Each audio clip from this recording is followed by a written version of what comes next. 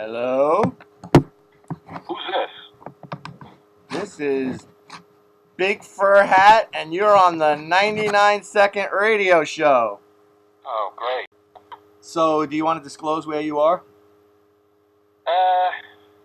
In the South. In the South? How long you down there now? About a year. Really? It's been a year. Yeah, over a year, actually. Hmm. About a year and 3 months. Nobody misses you. No. Nobody knows I even left. That's how it's going to be when I die. Do you tell them straight out that you're not Jewish? It's the first thing I say, even before my name. You originally lived in an area that was a haven for the ponytailed progressive Jewish man. Yes. There were a lot of them. Are there any where you are now? Very few. Like we have one down the road. People will say there's a Jewish guy down the road. It's like a roadside attraction? It's like a roadside attraction. He's one of the stops on the bus tour around here. You got the largest ball of twine. Yeah. You got the five-legged pig. And the Jewish guy. And the Jewish guy. I got you. Yeah. So, you following this tragedy in Colorado? A little bit. Yeah, the Rockies, they suck.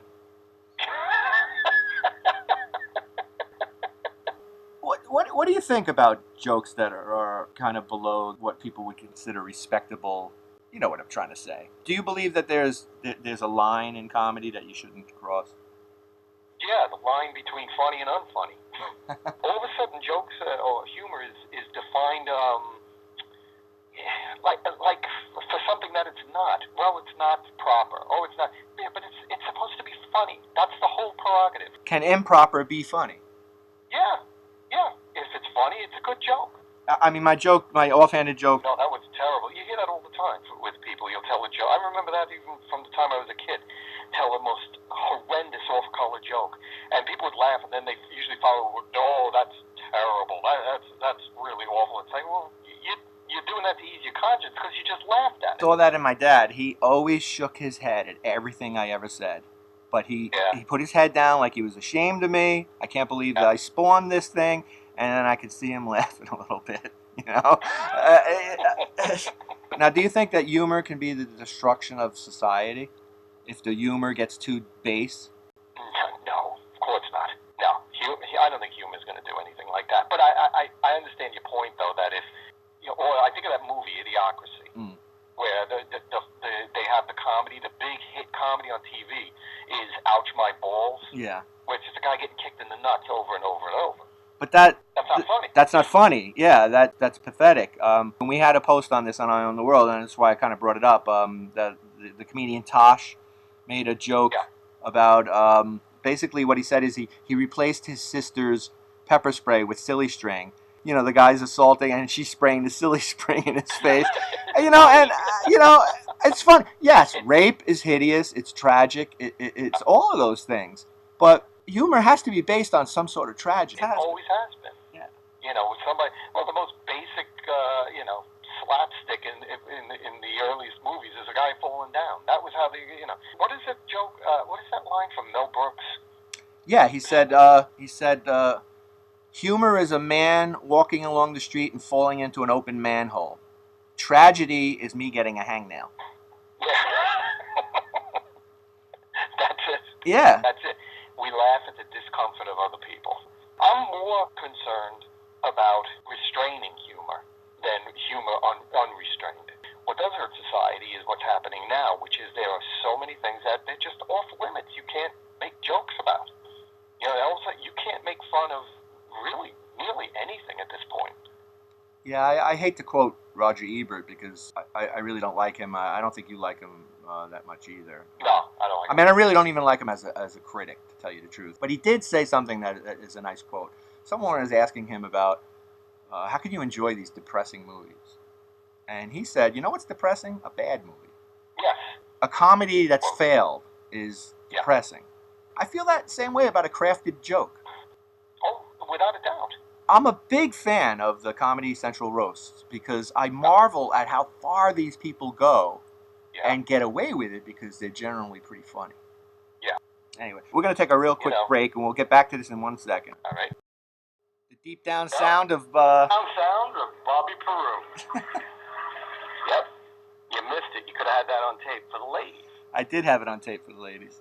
You did for the ladies in the audience. A little something for them. Yeah, but wasn't it your wife that said it makes a really, really deep, powerful sound? But oh, how did she put it? Actually, she goes, "Yeah, it's a deep down sound," and yet that was it. Oh, they're funny when they want to be, aren't they? Oh, they sure are. They're clever.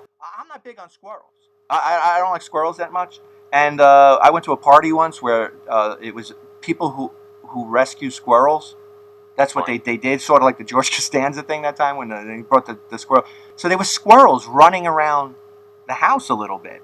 And there was this one, I always make this joke, people say, why don't you like squirrels? Well, because they're going to run up your pant leg.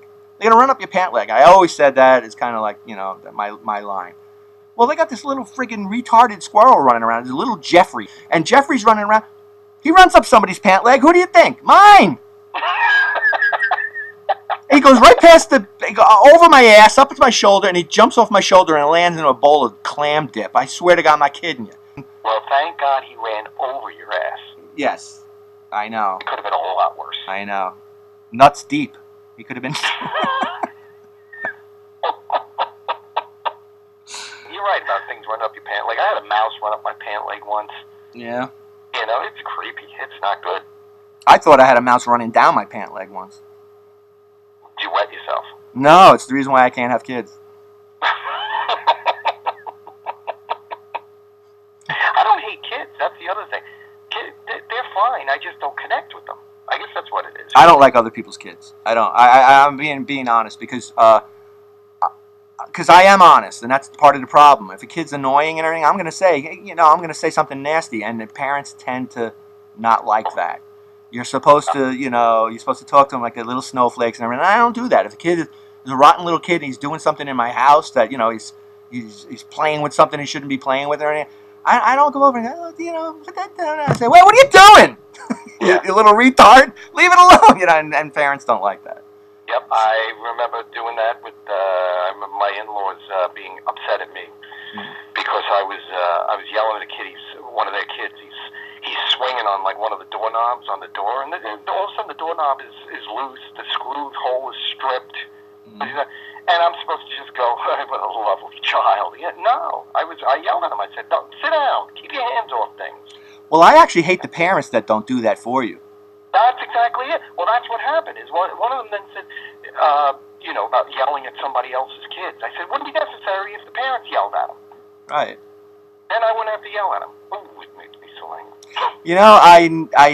I'm not a huge, not that I dislike them, but I don't seek out W.C. Fields movies that often. But one was on the other night. I watched it from beginning to end. Hilarious. The Bank Dick. It was unbelievable. I'm a big W.C. Fields fan now. Now that I'm, not that I wasn't exposed to him, but you get a certain place in your life and your tastes change. And I really do love the way he treats kids in the movie. He's unbelievable. You have to see, if you haven't seen it, you have to see his movie called It's a Gift. Yeah, I have seen that, but like I said, different time. So now I think I'll enjoy it more. Yeah, because Bank Dick is great. Mm-hmm. My opinion, It's a Gift is even better. And the other one of his that's really good is Man on the Flying Trapeze. You're a vintage movie aficionado. You were actually involved in a cult called Sons of the Desert. Ah, yes. Mindless dedication. Gosh, where have the old days gone? And the Sons of the Desert was dedicated to, obviously, Laurel and Hardy because of their movie. I was in that. Yeah, Sons of the Desert.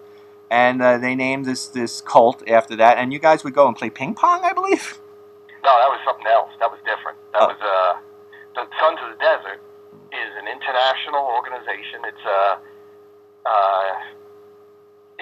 Laurel and Hardy fans, basically. It's just Laurel and Hardy fans. They started it. I think it was begun in England, but they have what they call tents, which are really chapters, but they call them tents after the movie Sons of the Desert. Sons of the Desert was possibly Laurel and Hardy's greatest film, so they call this fan club the Sons of the Desert.